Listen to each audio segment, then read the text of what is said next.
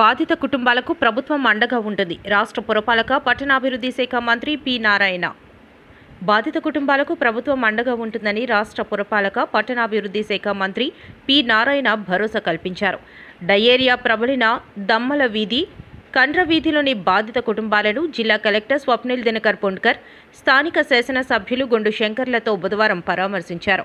ఈ సందర్భంగా మృతి చెందిన మండల సురేష్ కుటుంబ సభ్యులను పరామర్శించి ప్రభుత్వం అండగా ఉంటుందని భరోసా కల్పించారు. మృతికి గల కారణాలను కుటుంబ సభ్యులను అడిగి తెలుసుకున్నారు. కుటుంబ సభ్యులు తమ సమస్యలను మంత్రికి వివరించారు. డయేరియాతో బాధపడుతున్న దమ్మల వీధి, గోల్కొండ వీధికి చెందిన కెల్లి రమణమ్మను పరామర్శించి వాంతులు విరేచనాలు అవుతున్నాయా లేదా అని అడుగగా తగ్గినట్లు రమణమ్మ చెప్పారు.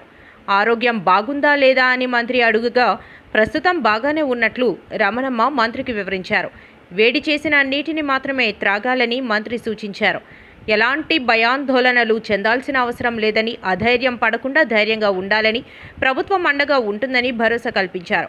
పరామర్శలో జిల్లా joint collector Farman Ahmed Khan, trainee collector Prithviraj Kumar, జిల్లా వైద్య ఆరోగ్య శాఖ అధికారి doctor K. Anitha, municipal corporation అధికారులు, సచివాలయ సిబ్బంది తదితరులు పాల్గొన్నారు. దాని మీద వెంటనే లోకల్ అడ్మినిస్ట్రేషన్, కలెక్టర్ గారు, జేసీ గారు, మిగతా అడ్మినిస్ట్రేషన్ వెంటనే దాని మీద యాక్చువల్గా యాక్ట్ కావడం, తర్వాత వెంటనే ఎమ్మెల్యే గారు రావడం, ఇమీడియట్గా లోకల్గా ఉన్న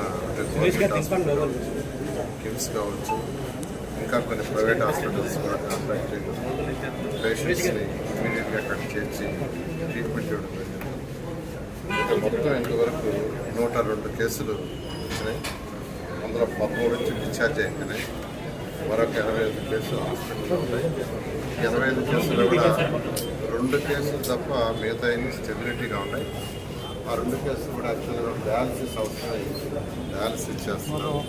నేను హాస్పిటల్స్కి నేను అడ్మినిస్ట్రేషన్ ఎమ్మెల్యే గారికి అందరికీ ఇవన్నీ 4.5 సచివాలయ ఏరియాలో, సచివాలయం తీసుకుంటే 4.5 సచివాలయ ఏరియాలో వచ్చింది.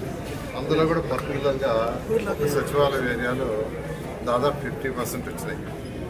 మిగతా 3.5 సచివాలయ ఏరియాలో మిగతా 50% వచ్చినాయి. ఈ దొమ్మల వీధి, అదేవిధంగా మోడేటి వీధి, కండ్ర వీధి, తర్వాత మంగవారి తోట, ఈ ఏరియాలో యాక్చువల్గా ఎక్కువ ఆడుతుంది. దాని మీద కలెక్టర్ గారు 50 టీములు పెట్టి ఈ 4.5 సచివాలయం ఏరియాలో యాక్చువల్గా డెత్, మరొకటి ఏంటంటే యాక్చువల్గా ఇంటి దగ్గర ఎవరైతే ముందు చనిపోయారో అది డౌట్. యాక్చువల్గా దాని మీద కలెక్టర్ గారు యాక్చువల్గా అంటే పోస్ట్ మార్టం ఇచ్చారు. పోస్ట్ మార్టం రిజల్ట్స్ కూడా అంటే ఆ టిష్యూని కల్చర్ టెస్ట్ చేస్తారు. అది రిజల్ట్స్ వచ్చిన తర్వాత దాన్ని కూడా ఏంటంటే డిక్లేర్ చేస్తారు. చావుల్ని దాచేస్తున్నారు, అందుకనే పోస్ట్ మార్టం చేశారు, టిష్యూని కల్చర్ పంపించారు. అది రాగా సార్ 25, 55 ఈరోజు 102 అయ్యాయి.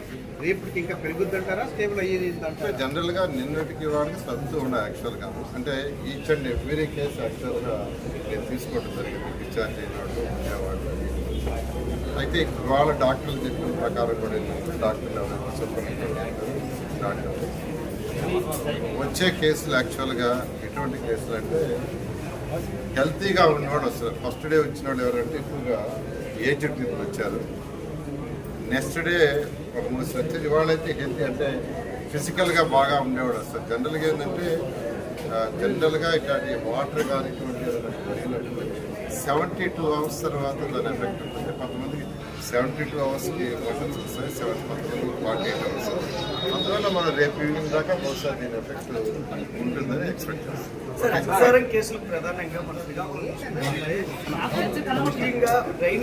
నెలలో ఏదన్నా సిమ్టమ్స్ ఉంటే ఇమీడియట్గా హాస్పిటల్కి పంపించి ఏర్పాటు చేశారు. Door to door. నిజంగా కలెక్టర్ గారు యాక్చువల్గా ఎందుకంటే లోకల్గా పబ్లిక్ కూడా యాక్చువల్గా చెప్పేది ఏంటంటే కలెక్టర్ గారు, ఎమ్మెల్యే గారు దాని మీద విషువలైజ్ చేశారు. అదేవిధంగా కిమ్స్ హాస్పిటల్ మేనేజ్మెంట్తో కూడా మాట్లాడారు. వాళ్ళు కూడా యాక్చువల్గా స్పెషల్ కేర్ తీసుకుంటున్నారు. అక్కడ పేషెంట్స్తో కూడా మాట్లాడారు. వాళ్ళు కూడా నిన్నటి కంటే నిన్న చేసిన వాళ్ళు ఏమంటున్నారంటే నిన్నటి కంటే వాళ్ళు మొన్న చేరిన వాళ్ళు అయితే సార్ ఆల్మోస్ట్ తగ్గిందని. అయితే కలెక్టర్ గారు సేఫ్ సైడ్ తగ్గినా ఒకరోజు అడిషనల్గా ఉంచి వాళ్ళని డిశ్చార్జ్ చేయమన్నారు. లేకుంటే ఇప్పుడున్న 88 మందిలో దాదాపు 45 మందిని డిశ్చార్జ్ చేయొచ్చు. ఏదేమైనా మరొక రోజు నుంచి ఎటువంటి ఇబ్బంది లేకుండా చేయమని. అయితే దీన్ని ఐడెంటిఫై చేయడానికి అటు పబ్లిక్ హెల్త్ ఏజెన్సీ గారు వచ్చిన నేను అతను తీసుకొచ్చాను. వారు యాక్చువల్గా జనరల్గా ఇవి వచ్చినప్పుడు 99% 2 కారణాలు. ఒకటి వాటర్, రెండోది ఫుడ్. కాబట్టి వాటర్ టెస్ట్ పంపించారు. ప్రిలిమినరీ టెస్ట్లు అయితే ఏమీ లేదు, బట్ దాని కల్చర్ టెస్ట్లో మనకు క్లారిటీ వస్తుంది. కల్చర్ టెస్ట్ రేపు ఈవినింగ్ లోపల వస్తుంది. రేపు ఈవినింగ్ లోపల వచ్చిన తర్వాత నెక్స్ట్ మెజర్స్ ఏం తీసుకుంటారు. లేదా చూసినప్పుడు ఉంటుంది. చిన్న వర్షం పడితే వచ్చే పరిస్థితులు ఉన్నాయి.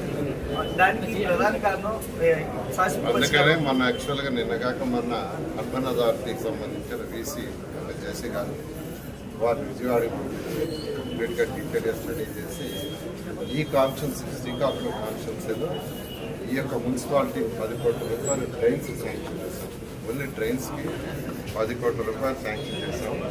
దాన్ని యాక్చువల్గా ఇమీడియట్గా టెండర్లు పిలుచుకుంటారు, వర్క్ చేస్తారు. మెయిన్గా డ్రైన్స్ కోసం అందువల్ల హై ప్రయారిటీ ప్రభుత్వం ఈరోజు హై ప్రయారిటీ డ్రింకింగ్ వాటర్కి అండ్ డ్రైన్స్కి. డ్రింకింగ్ వాటర్కి సివరేజ్కి కూడా ఈ మున్సిపాలిటీకి 60 కోట్ల టెండర్లు పిలుచుకున్నాం. అవి కూడా నెక్స్ట్ మంత్ వస్తాం.